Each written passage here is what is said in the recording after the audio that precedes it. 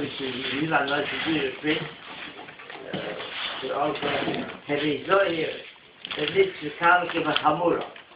We should be very cautious,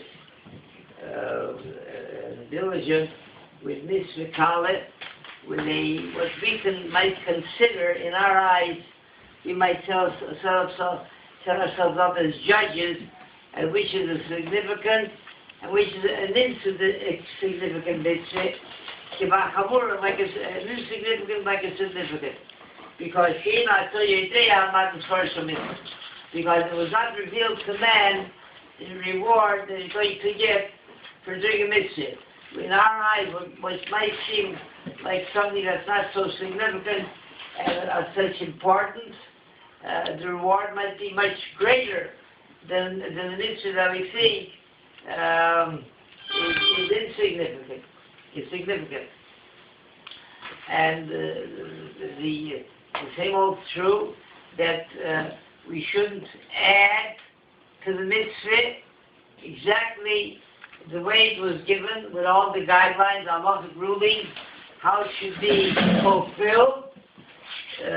We have to fulfill it exactly in that fashion, not detract and not to add. That's a text, a verse, a specific pasuk in the Torah.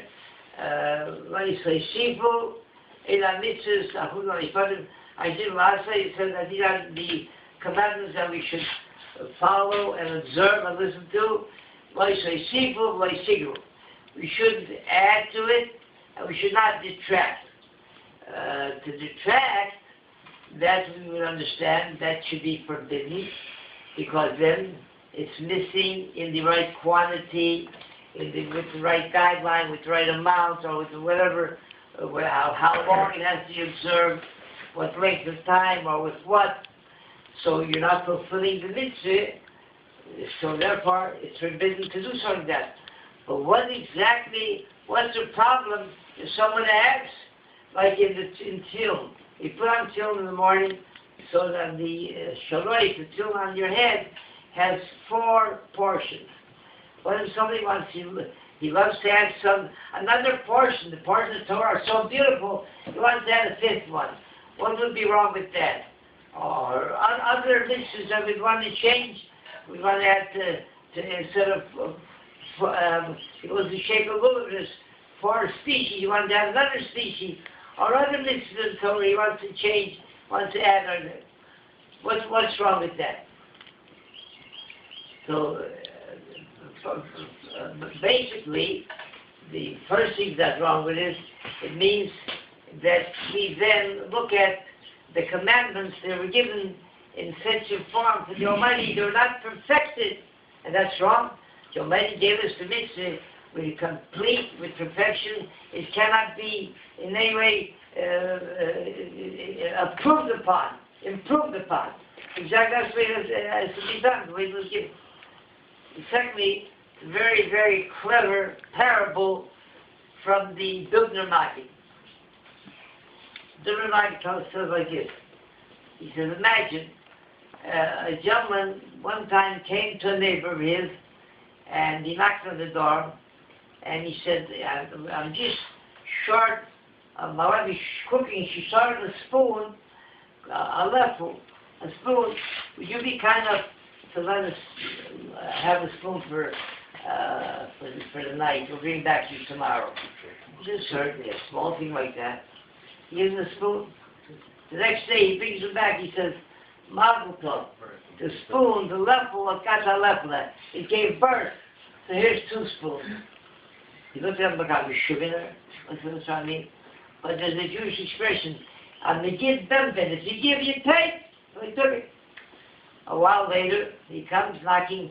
He says, could you be so kind? My wife is cooking and she needs another pot.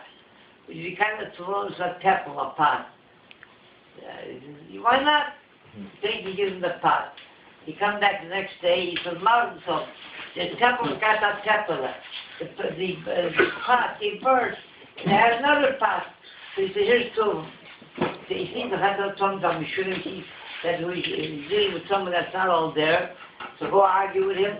Like we said about it, the kid, so he took it.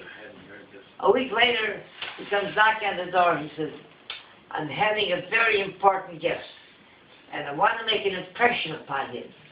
So my wife is setting the table, and could you maybe let us have, we need a silver candelabra for the night to entertain the guest. Put it on the table when he comes, make one impression. So he thought to himself, look, he always doesn't just bring me back what he took, but he brings another. Now it'll be worth my while. If this nuts, he'll probably come back and bring me 2 candelabras. So he ran as quickly as he could, and he gave the candelabra. He said, here, so I'll bring it back to you tomorrow. Tomorrow passes, 3 days pass, and a week, and he saw himself when he said, he's expecting another candelabra, and he wants to be nice about it. So he hesitates to go knocking on the door, but he's getting a little bit anxious, He knows something that's of value, and he wants it back. So finally decides to try to be very diplomatic and very cordial about it. Make him some kind of excuse that he's in the neighborhood. He can knock on the door. And he says, he says, how are you? I happen to be in the neighborhood, and I think I'll save you the trip. So I came to pick up my candelabra. He says, aha. He came to pick up the candelabra. Come take a seat. Oh my goodness, take a seat. What's it on?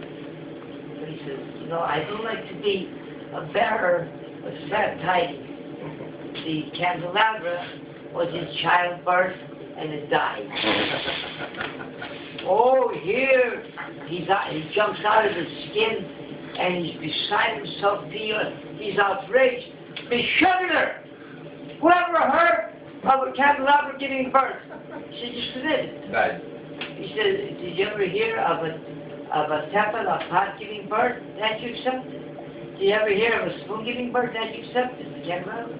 If those can give birth and have another one, so a candelabra can die in childbirth. And the Max says the same thing. If the mitzvahs, if we lead them up to a human being's own taste and reasoning and logic, so from adding to the mitzvah, it'll end up that will kind of take away to the mitzvah as well. So the mitzvahs, just do them the way they are, and don't take anything, don't go without taking. There was the Azul Himmelsheimer. There came to one time a group of Jews, they come from modern Jews. He said, it's such a burden, 613 commandments, and we're losing, because of that we're losing followers. He said, let's streamline it a little bit. Instead of 613, make it 300, and so in that way, people will be more ready to take upon the commitment of observing mitzvahs. It's not technical. He said a gentleman was in bankruptcy, so he went home to his creditors, and he told him, he says, I owe you 1,000 this. He said, let's settle for 500. And he said, you have a note for 1,000, I'll give you for 500. Why don't you go to everybody who has notes? So he said, yeah, good enough, That's after the garnish. When I be stressed, whatever I can, he's okay. He says, give me your notes for 1,000, and I'll give you one for the 500. He said, if you're going to take out your wallet and give me cash, he said, I'll tear up that $1,000 note. But he said, I'll give you that note for 500. He says, 6 months later, I'll take you 6 months later, you'll come and say you want to cut the 500 to 250, and that's what it's going on again. He said, our ancestors stood on Mount Sinai thousands of years ago, and Nasa B'nishma, they said, we will listen, we will obey. And they set upon themselves to observe 613 mitzvahs. That's a debt. And we signed on that. Our ancestors signed on that. Today, you can't observe the 613, so observe whatever you can. Today you'll do 1, tomorrow you'll do 2, a week later you'll do 3. Whatever you can do, you'll do. But you'll take it today and say, we can only do 300. He says, 2 years by saying 300 is too much. You should take cut down to 50. Upon a time, the sign is like someone who comes with a pure heart and wants to commit himself to mitzvahs. So money is going to help with his understanding to do whatever he can. So money is like, I show him, first time, I'm going to say, it's Israel, the Zikov, give us there, the Nevar, I think from the Israel, you have to play around to be active.